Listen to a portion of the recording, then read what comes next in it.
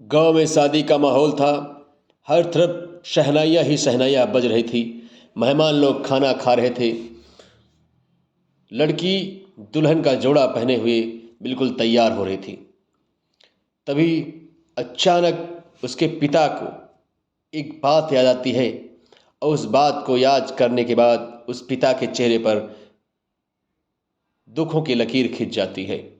उसकी दुनिया हिल जाती है और अपनी बेटी को दुल्हन के रूप में ही लेकर के राधा गुप्ता एसपी के ऑफिस में पहुंच जाता है और उनके सामने जाकर रोने लगता है। कहता, मैडम मेरी इस बेटी को बचा लीजिए, आज मेरी बेटी की इज्जत खतरे में है। तो एसपी साहिबा बोलती हैं, देखो तुम चिंता बिल्कुल न करो, मुझे पूरी बात बताओ, आखिर माजरा क्या है। वो कहता है, मैडम मैं अपनी बेटी की इज्जत बताने के लिए किसी और के पास नहीं गया, मुझे आपसे पूरी उम्मीद है कि आप मेरी पूरी सहायता करेंगी, इसकी इज्जत को लुटने से बचाएंगी।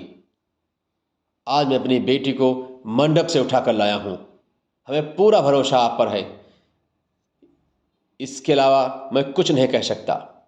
व्यक्ति की इतनी बात कहने पर एसपी साहब कहती हैं, आखिर बात तो बताओ पूरी, हम समझें तो क्या बात है। तुम मुझसे मदद क्यों मांग रहे हो, मेरे लायक कार्य है या नहीं है। तो व्यक्ति जो पूरी बात एसपी राधा गुप्ता को बताता है तो उनके रोंगटे खड़े हो जाते हैं और एकदम वो दंग रह जाती हैं। सोचने पर मजबूर हो जाती हैं कि देश में क्या इस प्रकार के दरिंगे आज भी हैं और उनके खिलाफ कोई एक्शन क्यों नहीं लेता है। आदाब, नमस्कार, सत श्री अकाल। जो आज की सच्ची घटना मैं आपको सुनाने जा रहा हूँ दोस्तों, ये सच्ची घटना सुनने के बाद आप लोग सोचने पर मजबूर हो जाएंगे कि आजकल भी गरीबों को किस प्रकार दबाया जाता है। तो शुरू करते हैं आज की एक कहानी, बने रहिए अंत तक। दोस्तों, एक गांव में बहुत ही दबंग किस्म का सरपंच होता है। उसकी दबंगाई का मकसद इतना था बस कि हर व्यक्ति उससे खौफ खाता रहे और डरता रहे। उसकी इलाके में बहुत ही चलती थी, लोग उससे डरते थे, उसका पूरा उनके ऊपर दबदबा था। गरीब लोगों से पैसों की जरूरत होती तो उनसे झपट कर मार पीट कर ले लेता, बदले में उनको कुछ भी नहीं देता। उन लोगों से अपने खेतों घरों में काम करवाता और उनको एक भी पैसे न देता। दबंग आदमी अपनी मनमानी कर रहा था दोस्तों। गांव के हर व्यक्ति को, इलाके के हर व्यक्ति को उसकी बात मानना पड़ता था। जो भी व्यक्ति उसकी बात नहीं मानता था उसकी जमकर पिटाई कर देता था, कभी कभी तो मौत के घाट उतार देता था। उसकी गुंडागर्दी इतनी ज़्यादा थी कि गांव के ही नहीं अन्य गांव के लोग उससे डरते थे, थर थर थर थर कांपते थे। चाहे गरीब हो चाहे उससे कुछ अमीर हो, वो अपनी गुंडाई पर बहुत तेजी से उतारा था। वह लोगों का मालिक बनकर सब पर राज कर रहा था। गांव वाले, इलाके वाले सभी को नौकर बनाकर रखा था। अपने जूते की नोक पर सबको नचाता था। यदि कोई व्यक्ति उसकी बात नहीं मानता था तो उसको कड़ी से कड़ी सजा देता था। गांव के इलाके के सब लोग उससे बहुत ही परेशान थे क्योंकि उसके पास बहुत बड़ी पावर थी। उसके पास बहुत सारे ऐसे व्यक्ति थे जो छूट में गोली चला देते थे, धड़ से सर से धड़ को अलग कर देते थे। इन सभी कारनामों को चलते हुए गांव के लोग हमेशा उसे दहशत खाते और कांपते रहते थे। उसने गांव में खुद का नियम बना रखा था कि इस गांव में यदि किसी लड़की की शादी होगी तो शादी में विदाई से पहले वो हमारे घर आएगी और एक रात हम उसके साथ सुहाग रात मनाएंगे, उसके बाद ही उसकी विदाई होगी। यदि किसी ने मेरे हुक्म को मानने से मना किया तो मुझसे बुरा कोई नहीं होगा। अब दोस्तों, गांव में उसकी तूती बोल रही थी। सभी लोग डरे हुए सहमे थे। उस इलाके में, गांव में जब किसी लड़की की शादी होती तो विदाई से पहले लड़की के वहाँ उसके बंदे आकर के संदेश दे जाते कि विदाई से पहले लड़की को हमारे साहब के वहाँ भेज देना, उसके बाद विदाई होगी। माँ बाप को मजबूरन लड़की को सबसे पहले उसके वहाँ भेजना पड़ता। वो लड़की के साथ रात भर सुहाग रात मनाता, छेड़छाड़ करता, उसके बाद लड़की घर से वापस आती, फिर उसकी विदाई होती। इतना लंबा उसका मजबूत नेटवर्क था गांव नगर में कोई व्यक्ति उसके खिलाफ बोल नहीं सकता। यदि गांव में कोई शादी तय होती थी तो सबसे पहले उसके नियम के अनुसार उसको चलना पड़ता था। उसके आदमी गांव में इधर उधर हमेशा घूमते रहते थे, पता लगाते रहते थे कि कोई भी व्यक्ति उसके मर्जी के खिलाफ तो नहीं है, उसके खिलाफ कोई साजिश तो नहीं कर रहा है, उसके खिलाफ बोलने की हिम्मत तो नहीं कर रहा है, या जरा सी भी उसको भनक भी लगती उनके आदमियों को तो सबकी गर्दनें उड़ा देता। लगभग 150 लड़कियों के साथ उसने शारीरिक संबंध बनाया। लगातार गांव में जो शादी हो रही थी सबकी खुशियों में जहर घोल रहा था। सभी लोग सहमे और डरे अपनी ज़िंदगी को व्यतीत कर रहे थे। किसी भी लड़की की विदाई उस गांव के कल्लू सिंह के मर्जी के खिलाफ नहीं हो सकती थी। वो इतना बेरहम और नाइंसाफ इंसान था जिसके खौफ से इलाके में सब लोग कांपते थे। उसका सामना करने में इतनी हिम्मत किसी में नहीं थी कि उसके सामने जाए और उससे पंगा ले ले। अगर इस किसी ने गलती से भी उससे पंगा लेने की कोशिश की तो उसकी ज़िंदगी समझो ख़त्म। अपनी बेटियों की शादी करते लोग डरते थे कि मैं शादी करूं तो करूं कैसे, या शादी करूंगी तो अपनी बेटी को खतरनाक इंसान कल्लू सिंह का भेजना पड़ेगा और उसके बाद मेरी बेटी की इज्जत लुट जाएगी। दोस्तों, उसी गांव में एक इज्जतदार इंसान जिनका नाम राधे श्याम था, वो बहुत ही ईमानदारी से अपनी ज़िंदगी व्यतीत कर रहे थे। उनकी प्रतिष्ठा थी, खानदानी व्यक्ति थे। राधे श्याम की एक बेटी थी सुनैना, जो बहुत ही खूबसूरत और जवान थी। उसकी शादी कि जब वो सोचने लगे तो सोचते सोचते वो रोने लगे। उनकी एक चिंता बन गई कि मैं अपनी बेटी की शादी करूं तो कैसे करूं, क्योंकि उस गांव में एक ऐसा क्रूर व्यक्ति था जो मेरी बेटी की विदाई से पहले उसको अपने घर जरूर बुलाएगा और बुलाने के बाद उसकी इज्जत को छीनेगा। ये बात सोचकर राधेश्याम बहुत ही चिंतित और परेशान हो जाता है। वो सोचता है उस व्यक्ति के खिलाफ कोई भी पुलिस में कार्रवाई नहीं करने की कोशिश करता है। पुलिस वाले आकर के उसके ही वहां चाय नाश्ता पानी करते और चुपचाप चले जाते। राधेश्याम जब अपनी बेटी की शादी के विषय में सोचता तो वो सोच में पड़ जाता कि मैं करूं तो क्या करूं। एक दिन शाम को जो सीताराम चुपचाप घर में बैठे कर अपनी पत्नी मनोरमा से बात कहने लगा कि मैं परेशान हूं, अपनी बेटी को कैसे विदा करूं, उसकी शादी कैसे करूं।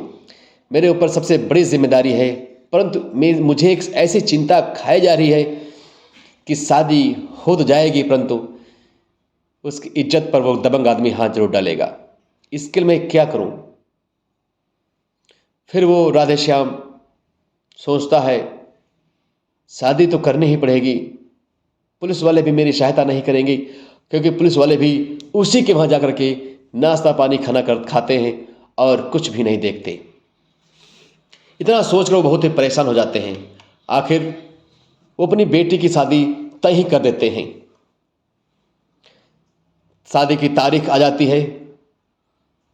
शादी की तारीख आने के बाद बारात आ जाती है और बारात आने के बाद सभी बारातियों को खाना खिलाते हैं, तैयारियां करके धूम धड़ाके के साथ रवाइश छुड़ाते हैं और शादी होने लगती है। सभी का आदर पूर्वक स्वागत करते हैं। बड़े अच्छे ढंग से सबकी खातिरदारी होती है। जब सुबह विदाई का समय आया तभी उस दबंग आदमी के कल्लू सिंह के आदमी राधेश्याम के घर पर आकर सूचना देते हैं, बेटी की विदाई कर रहे हो, लेकिन याद रहे विदाई से पहले हमारे यहाँ इसको लेकर आना है।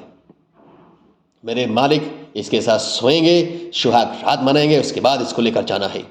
इतनी बात सुनते ही राधेश्याम का कलेजा फट जाता है और रोने पे मजबूर हो जाता है। कहता है कि अब मैं करूं तो क्या करूं, आत्महत्या कर लूं कि अपनी बेटी को हमेशा हमेशा के लिए भूल जाऊं। उसकी आंखें नम हो जाती हैं। वो सोचने में मजबूर होता है मैं करूं तो क्या करूं।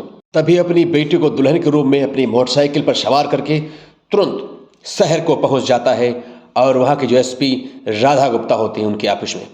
वहां जाने के बाद उनके कदमों में गिर जाता है और गिरने के बाद चिल्लाना रोना शुरू कर देता है। मैडम, आप मेरी इज्जत बचा लो, आज मैं बहुत आश करके आपके पास आया हूँ, क्योंकि मेरा काम कोई पुलिस नहीं करती है। हमारी नज़र में आप ही एक ऐसे हैं जो मेरी परेशानी को समझ सकते हैं। राधा गुप्ता होती हैं, उनका इलाके में, ज़िले में बुरा दबदबा होता है।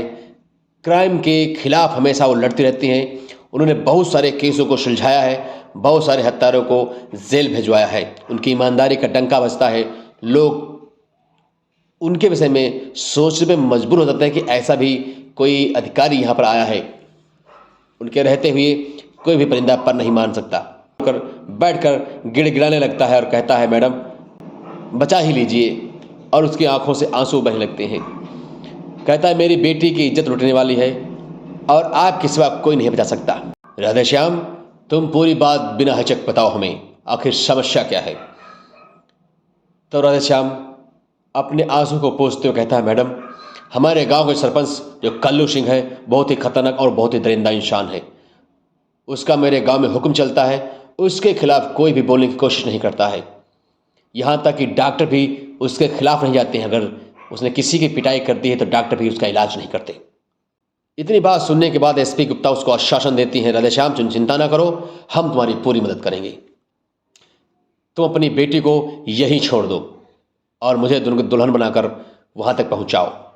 इतनी बात सुनकर राधेश्याम बहुत खुश हो जाता है और वहाँ की एसपी राधा गुप्ता दुल्हन का रूप बनाकर राधेश्याम के घर पहुँच जाती हैं। लेकिन पहुँचने से पहले वहाँ के कई पुलिस थानों को वो फ़ोन करती हैं कि जितने भी बंदे यहाँ पर आएंगे शादी वर्दी में आकर के गांव को चारों तरफ घेर लें और कुछ लोग कर्मचारी हमारे साथ चलें। लगभग 100 कर्मचारी शादी वर्दी में एसपी राधा गुप्ता के साथ उस राधेश्याम के गांव पहुंच जाते हैं। कई लोग सलाह देते हैं कि आप किसके साथ पंगा लेने जा रही हैं, लेकिन किसी की बात नहीं सुनती है। कहती हैं, आज एक बेटी की इज्जत का सवाल है और उसे हम जान दे कभी पूरा करेंगे। एसपी राधा गुप्ता उस गांव के दबंग आदमी के वहां पहुंचा दी जाती हैं।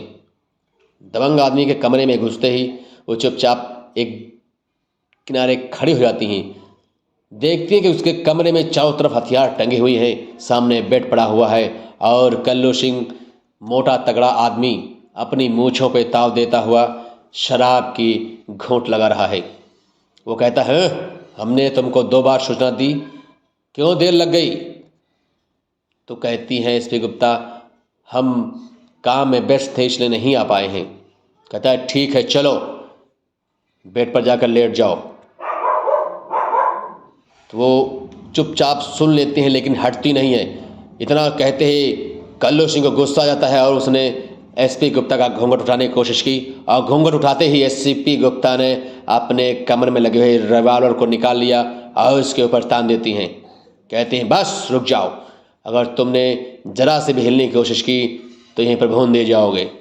तुम्हारी दबंगाई बहुत हो चुकी है, हमारे रहते हुए तुम कुछ नहीं कर सकते। और तत्काल उस एसपी गुप्ता राधा के एक ही इशारे पर वहाँ पर कई पुलिसकर्मी आकर के उसके घर को घेर लेते हैं और कल्लू सिंह को पकड़ लेते हैं।